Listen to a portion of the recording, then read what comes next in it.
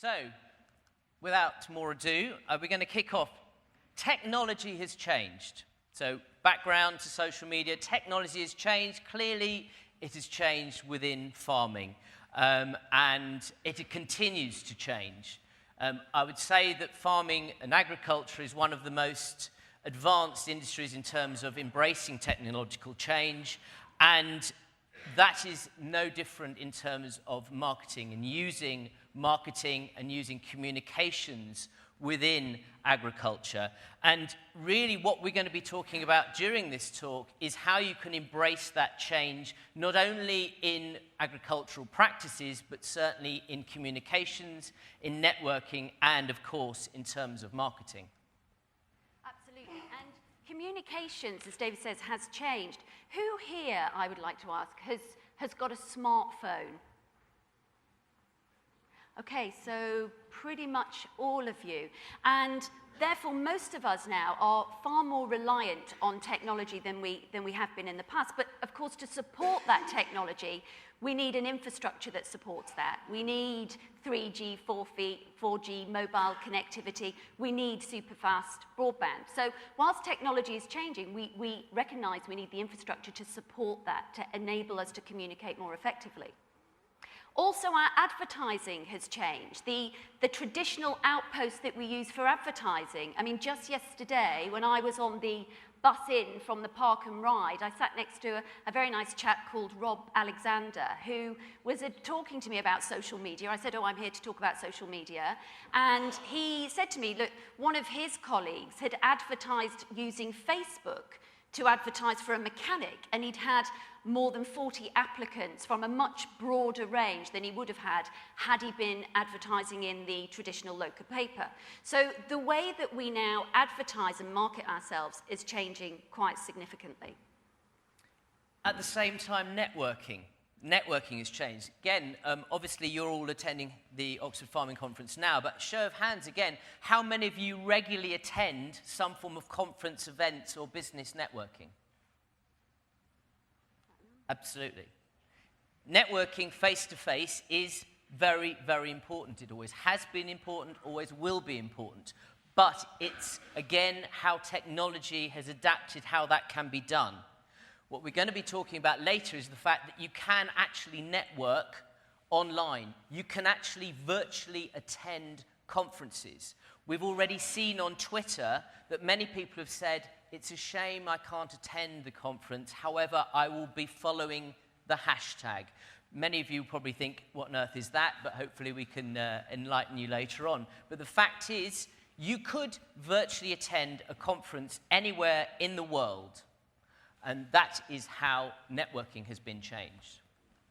And of course, customer service. I mean, customer service has been completely turned upside down. Once upon a time, if we were dissatisfied with something or we had a grievance to air, we would have to write a letter and wait days, maybe months to get a response, if indeed we got a response. Now people can then talk to brands and businesses about anything, and they expect a response. Minutes is sometimes too long to response. So for organizations that are customer-facing, because of these technologies, they are having to think about how they embrace and how they engage with their audiences using new technologies. And of course, socializing.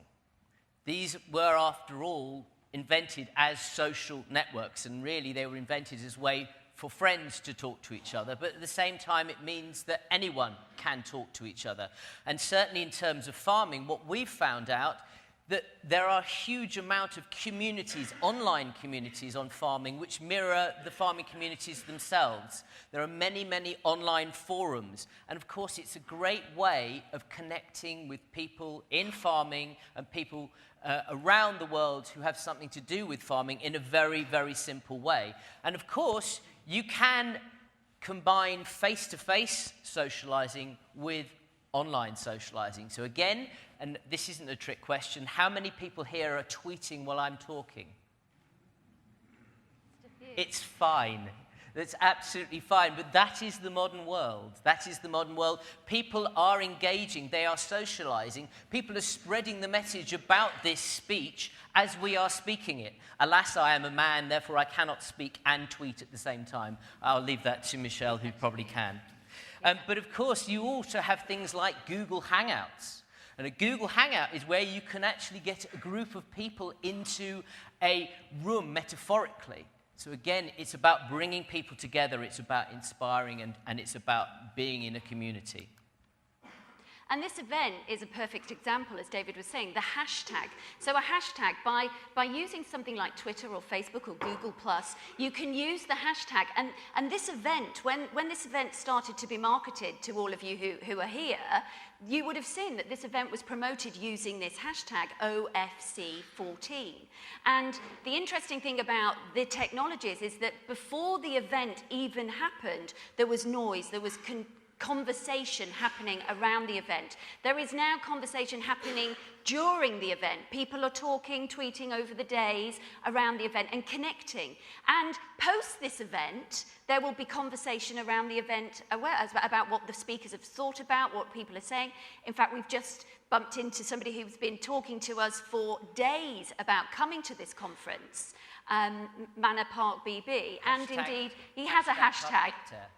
Hashtag Club Hector, which is a group of over 300 farmers that regularly converse around a hashtag.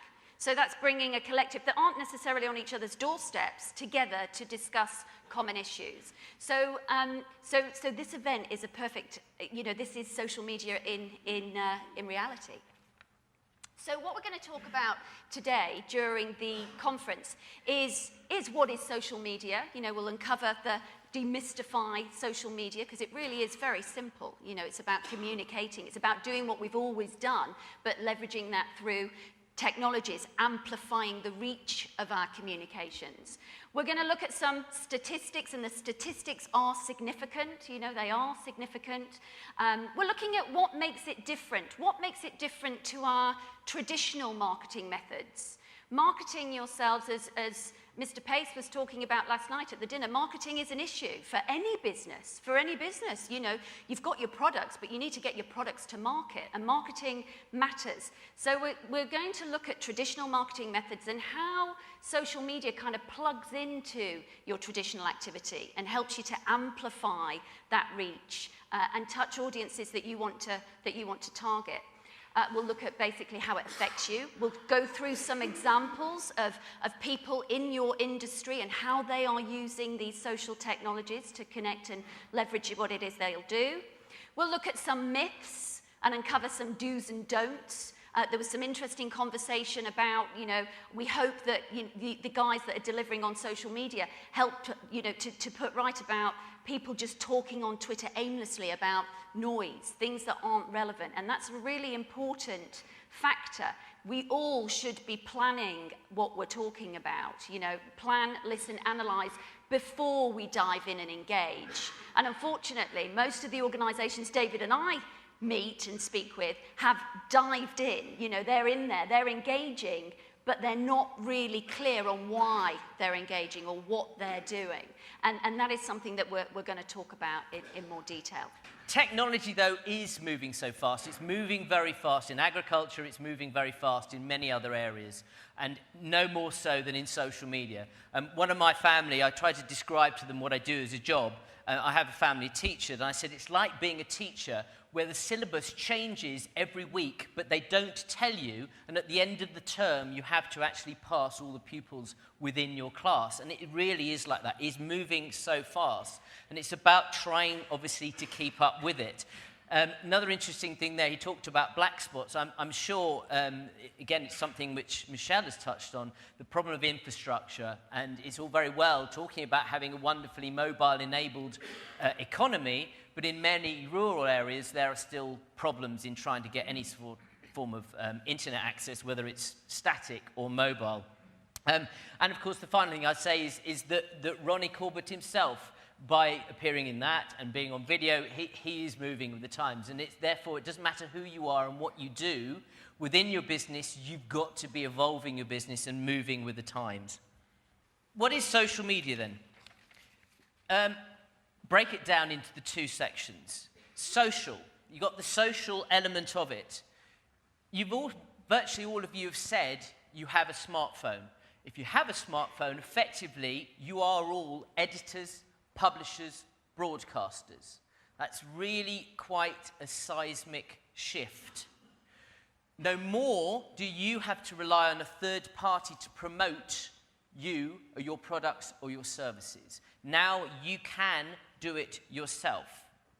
And it can be done very simply. There will be people, perhaps in the audience, who are videoing us now, who are taking pictures now, tweeting now, writing a blog now. It can be done. But on the flip side of that, I mean, that means that it's great that we have this power, but if we are all editors, publishers, and broadcasters, then there is an emphasis on us coming up with content which people are actually going to be interested in. If you are the editor of Farmers Weekly, if you are the editor of Tatler, if you are the producer of Newsnight, you need to come up with content for your program and your magazine which people are naturally going to be interested in. So these channels, these social media channels, are no different. And it's all very well saying, yes, it's very easy to set up a LinkedIn company profile. It's easy to set up Twitter. But what are you going to put onto that channel that anyone is going to be interested in? And the final thing I would certainly say about this whole idea about social media is this mobile-enabled social media. In 2014, more people will access the internet from mobile devices than from computers. With mobile devices, smartphones, tablets, it's not a case of being on social media. I'm going on to social media. The fact is you are in social media. People are in it. If Michelle and I are anywhere where there is internet access and someone tweets us or mentions us on Facebook or says a comment on LinkedIn, we will know about it. It's about this always-on society. And clearly there are some pitfalls in that. In that if you're giving everyone the voice, that means there will be dissenting voices. And those dissenting voices also have a metaphorical soapbox. So therefore, the challenge is, how do you deal with that? And so that is this massively changed society we're in, where we're always on, where anyone can say anything at any time from any place. Absolutely. And so some statistics within the UK. So we have 24 million people accessing Facebook in the UK every day. That's every day. I think there are 32 million live accounts in the UK, but 24 million people access Facebook every day. For many of them, it's the first thing they do. You know, they get up in the mornings and they look at Facebook to see what's going on in their lives, their window to the world. And most of them, 83%, are accessing through mobile devices. So this ties in with the stat that the majority of us will be accessing the internet through our mobiles rather than traditional desktops. 43% of businesses are using social media in some form. And there are a number of businesses within this industry that are using social very progressively. When we were doing the research for this conference, you know, it was quite surprising in many ways to see just how the adoption level is really quite high by many in this industry. 50 million users in the UK on Twitter. Interestingly, with Twitter, 40% of people who are on Twitter don't actually tweet. They just use Twitter as a major news feed. And they do that because news breaks on Twitter. Often, you get the information from Twitter far faster than you get it from the news resources. So people are on Twitter because they are looking, not necessarily to tweet themselves and share, but they are listening in to the influencers and the news feeds that they want to listen into, that they want to tune into. There are 11 million of us in the UK on LinkedIn. And the difference between LinkedIn is that, you know, people might go to Facebook or Twitter to talk to their friends or collaborate with their friends. People don't go onto LinkedIn to play games, you know, or play Farmville. They go onto LinkedIn to do business. So there's 11 million people seriously looking to connect and collaborate on LinkedIn. And it's a useful networking resource if you approach it strategically and use it in that way. It's not a glorified CV portal. It's somewhere where you should go to really think about your online persona.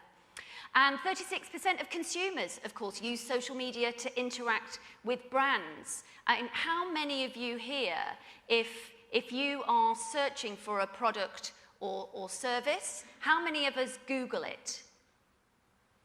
Yeah, quite a lot of us. And that is commonplace. And of course, on Google, not only will you find general search results, but you will find Twitter results, LinkedIn results, blog posts. You will find content that is driven through social networks. And importantly, 86% of content viewed online will soon be video. It's already 82%, and it's been growing and growing and growing year on year. And if you think about it, it makes sense because we're very visual creatures. It's much simpler to watch a 1-minute video on how to put together or watch a demonstration or some instructional video or to find out about an organization than it is to read tomes and tomes of written text online on a website. So people use video, and it's a growing media, and we'll be looking at some examples of video throughout the day, throughout this session. Picking up on that, it's a sad truth. There's a very good reason why people watch video is because they can't be bothered to read anymore. Yeah. And unfortunately, that is the nature of society, is that things are fast moving so much that people don't have time to read, they just want to watch. Just looking at social media users by age, and interesting thing for me is that it's going across the boards now. There are probably as many people in their 70s and 80s and 90s on social networks as there are in their teens, in their early teens now. And the fact is, it's a maturing sector. How many people here are on LinkedIn out of interest?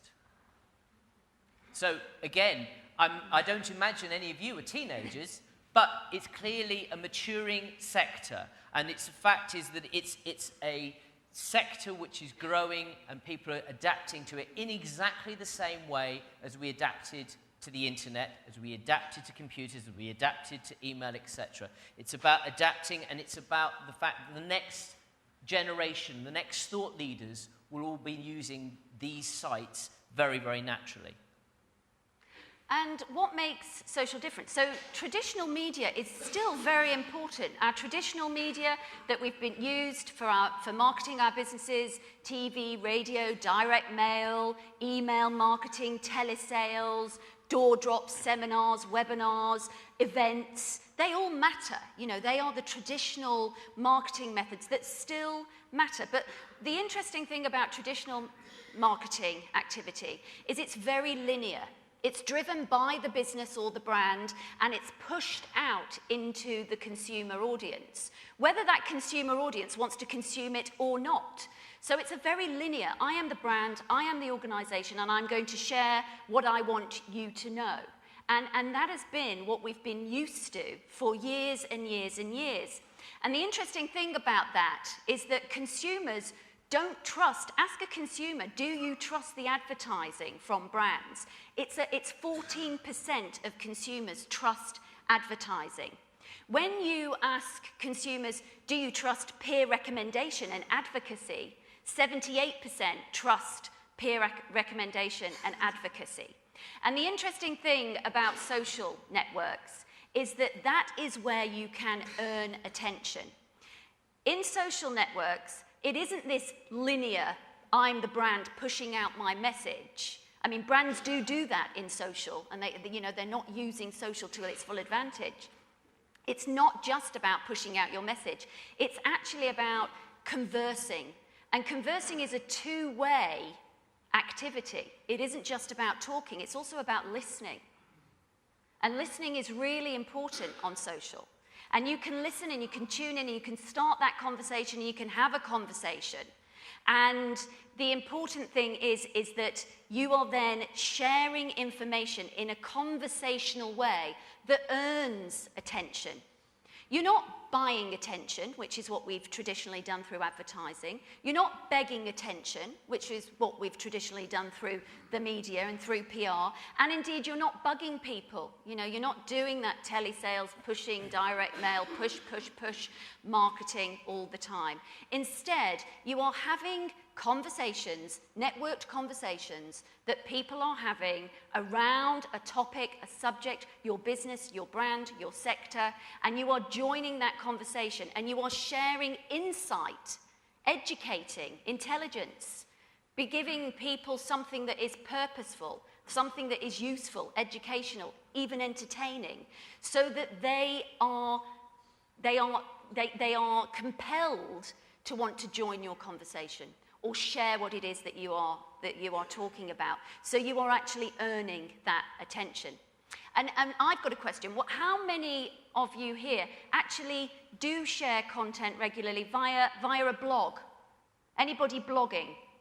You know, not so many hands. And this is about, you know, one of the things we were talking about yesterday over dinner with a number of people is about the education piece. How are you sharing? How are you talking about what it is that you do regularly? And blogging and social channels enable you to do that in an informed and strategic way.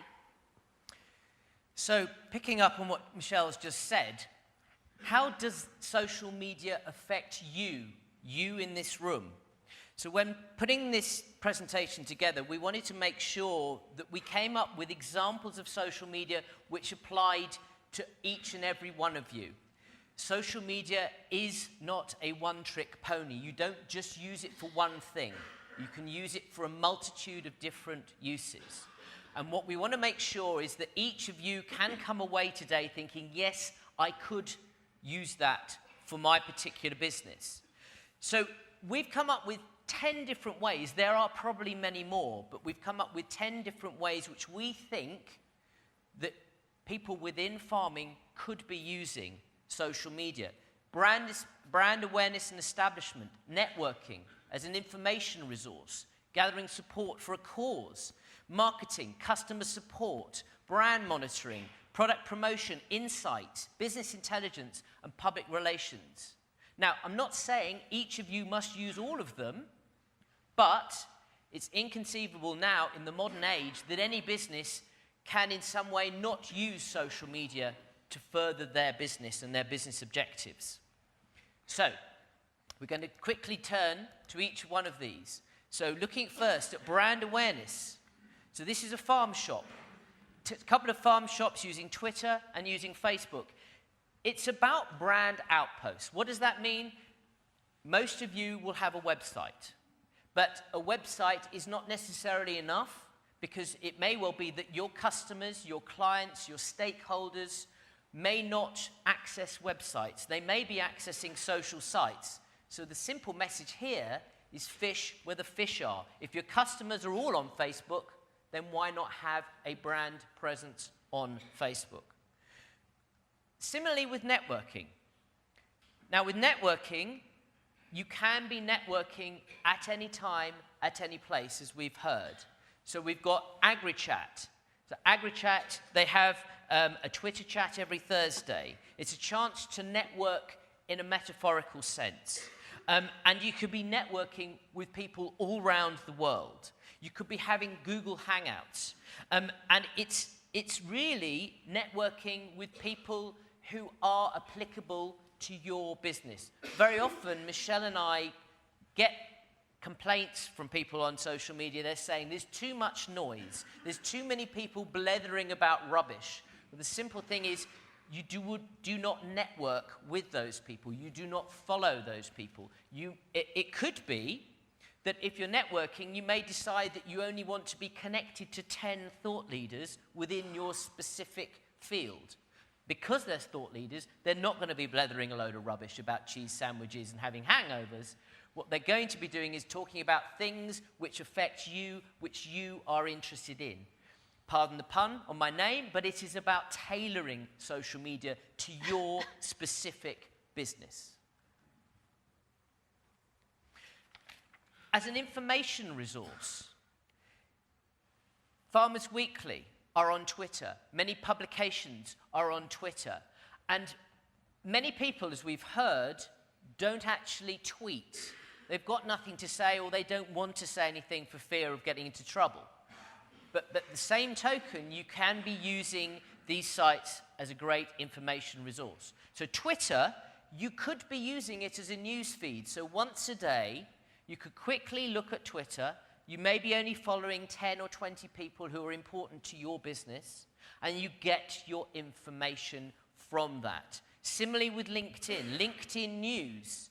Within your LinkedIn, if you're following companies, you're following individuals who have something important to say, you get your news.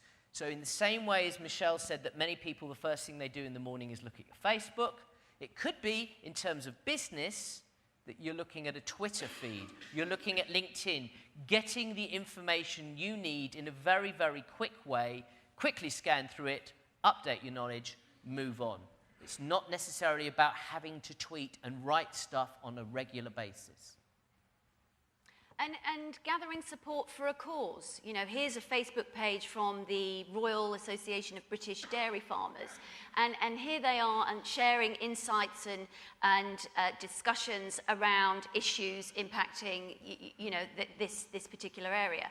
And people are leveraging social and Facebook to bring awareness and insight around issues and get support for various causes, for people to back causes. It's interesting that I know tonight you've got the debate about the fuel or feud debate, and there is a debate online on Facebook on the Enough Food If page. I think there are 36,000 people that like that page, and there's lots of discussion around that very same topic. So whilst here in a live networking scenario, there are people going to be debating about that, online in a social networking scenario, that debate is happening as well. And so anybody, organisations across the board are using social to gather support for a cause. Marketing their businesses.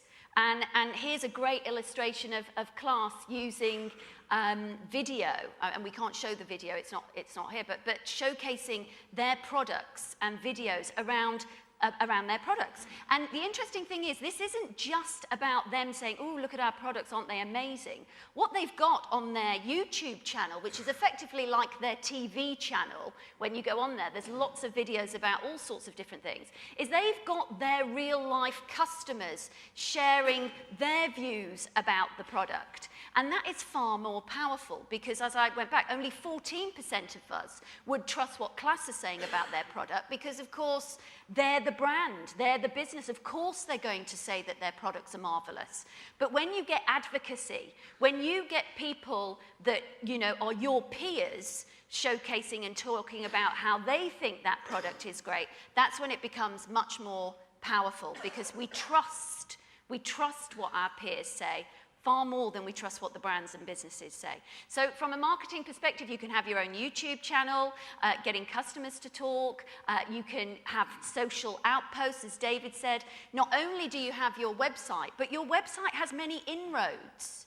People find your website by many ways, and they can find your website, they can find your core products or services or the information that you want to share, not just via your website, which is usually quite a static portal, but through the social networks that you associate to your website. So through Twitter, through Facebook, through Google+, through Pinterest, there are numbers of them, and you can choose which channels are relevant for you, and you can have them directing people to where you want them to go to.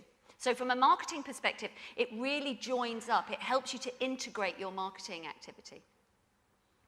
And of course, customer support. Here we have the Winstay Group, and you will see here, I don't know if you can see the conversations that they're actually having, but somebody's talking about going directly to the Winstay Group, talking about they've had a flat battery after 32 cows. You know, so here is, you know, customer service happening on Twitter.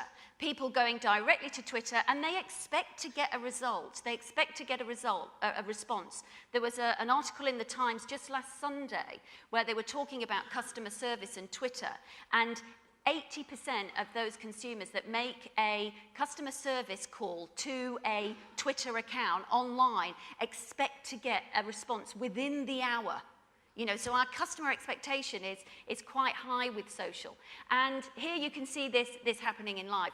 The key thing is if you are customer facing and you are going to use social as a means for managing customer service, you have to be listening, because hours, days is too long to respond. You know, people expect to get an immediate response.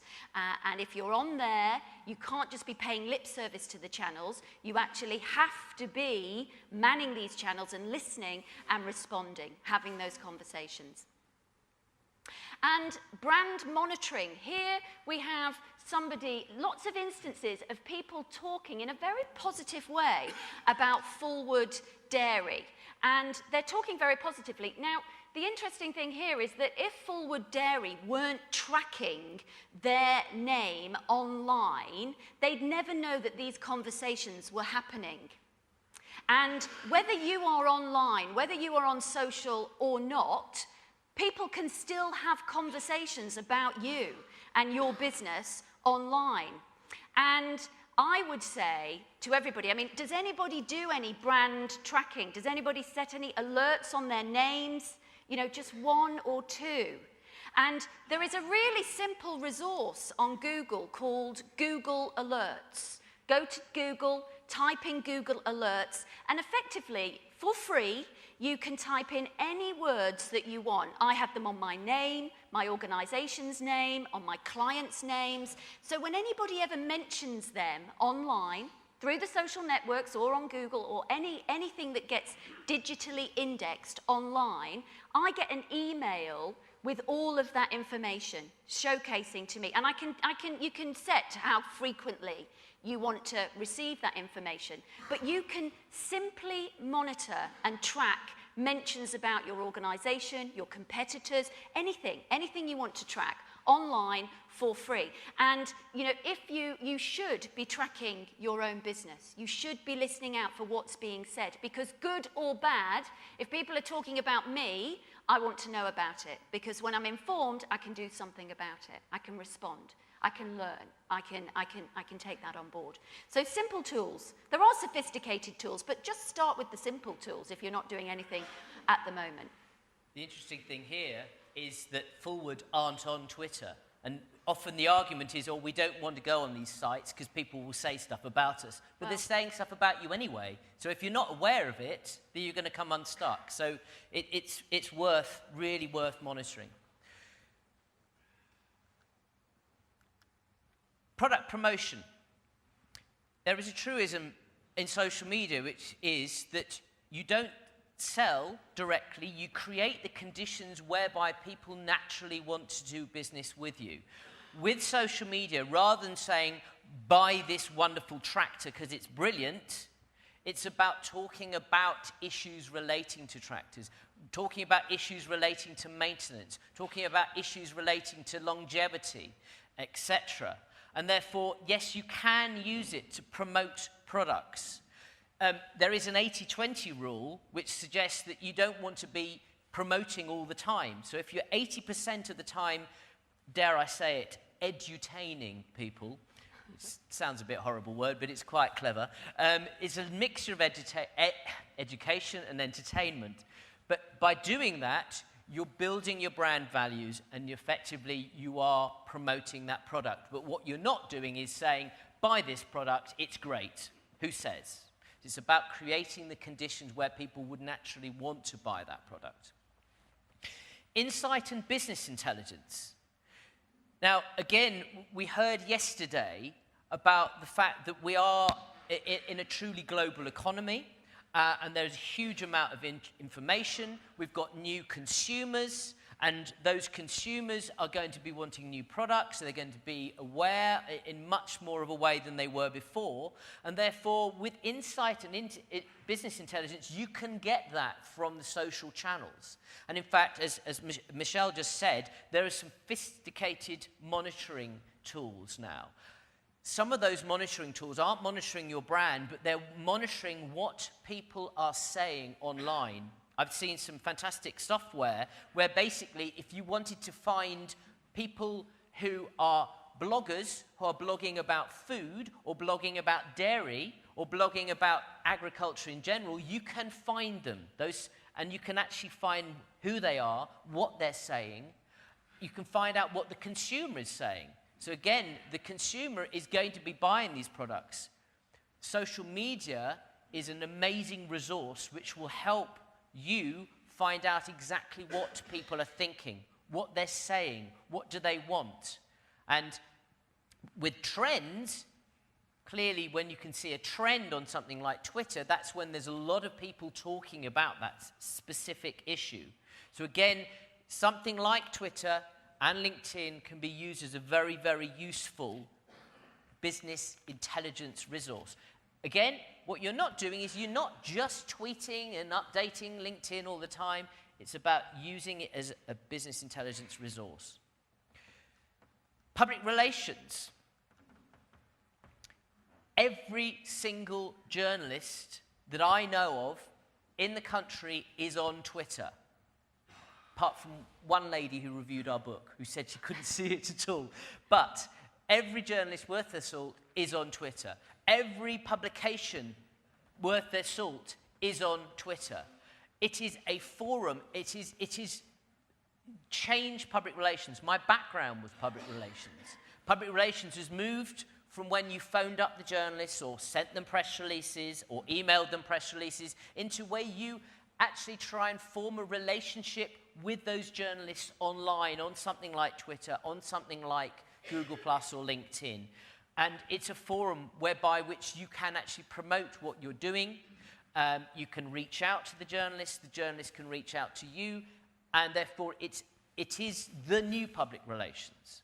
So again, I would say, how many of you here are using social media for public relations currently? It is evolved. Like all these things, it's doing what we've always done in a traditional way. The only difference is that technology has changed the way you do it. But the principles are still the same. The principles of public relations are still the same. But, as I said earlier, you fish where the fish are. If the journalists are all on Twitter, then you need to be on Twitter. You need to be active on Twitter, and you need to be visible on Twitter. And finally, I said there were 10, but there is an 11th. It is the socializing aspect. Socializing is really, really important still within the farming community. You are a community. People want to reach out. Farming in some ways can be a very, very lonely profession. And this is a great way of bringing farmers together to be able to communicate with each other in a very, very easy manner. And I'm not saying for a second that you don't stop going down the pub and chatting to your friends in the pub, although many pubs are closing, which is pretty sad. But if they are still open, it is still important to do that. But if you don't have the wherewithal to do that, or if you're too isolated, then social media is a great way of bringing farmers together.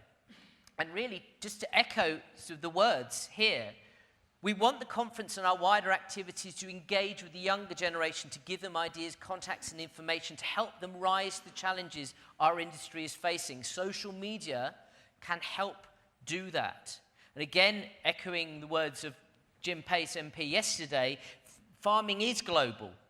And social media makes being connected to people globally a reality. It is possible for a farmer in Wales to communicate with a farmer in New Zealand very, very simply and share ideas and share best practices.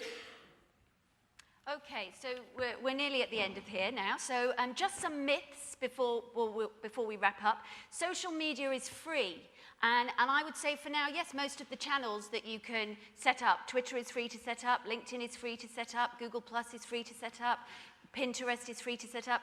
Setting them up isn't the issue. You know, that's quite a simple process. But what you really have to think about is the resource that is needed to man these channels effectively. because, you know, I would ask the question of those of you that are on Twitter, that are on Facebook, that have set up and gone into the social, how many of you did that strategically with a planned content plan, with thinking and knowing what it is that you were setting out to achieve? And when I ask that question of any audience, it usually is quite small. About, you know, people will say, yes, I'm on Twitter, yes, I'm on Facebook, yes, and this. So did you plan strategically? Did you think about what it was that you were setting out to achieve before you dived in and started engaging? And usually that is no. So you really do have to think about the resources required to do this stuff properly. Because otherwise you can be on there just burning a lot of energy, talking, tweeting, sharing, but really all you're doing is just push into more noise into a very noisy channel. The other myth is that, you know, you have to do it all. You have to be on Facebook, Twitter, Pinterest, Google+, LinkedIn, YouTube. You have to have it all. You don't, you know.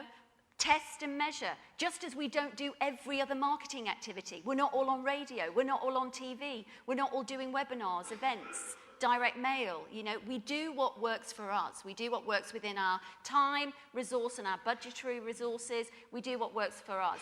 So test the channels. Play around with them, see what works for you. Social media is for kids. Well, you know, there are no kids here, and as David said, we've already been through the stats that showcase that is not the reality. Yes, of course, children, my children, you know, have adopted the social technologies and all technologies, and will continue to do so. And the next 10 years is going to be really, really interesting in that space. But all of us now have got the opportunity to adopt these channels. It's really simple. Set up the channels and great magic will happen. You know, build it and they will come.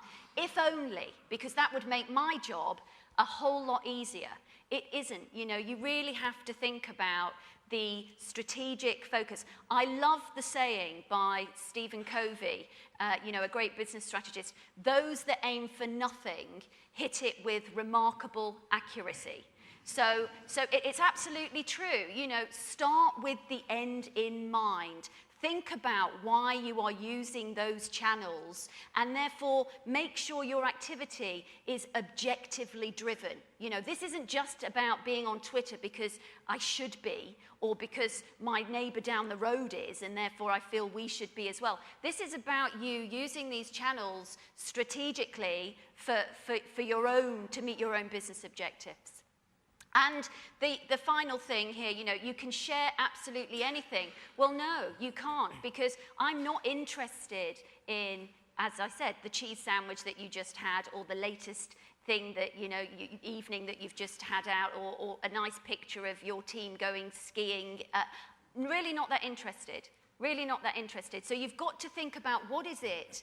Why is my audience tuning in? What is it that they want? And to do that and to know that, you've got to listen. You've got to do your research. And the beauty about the social channels is you can listen. You can tune in. You've got lots of business intelligence at your fingertips. So just start listening a lot more. 80% should be listening, 20% should be talking. So, how many people here who are on social media, picking up on what Michelle just said, how many people here who are on social media know exactly why they're using it?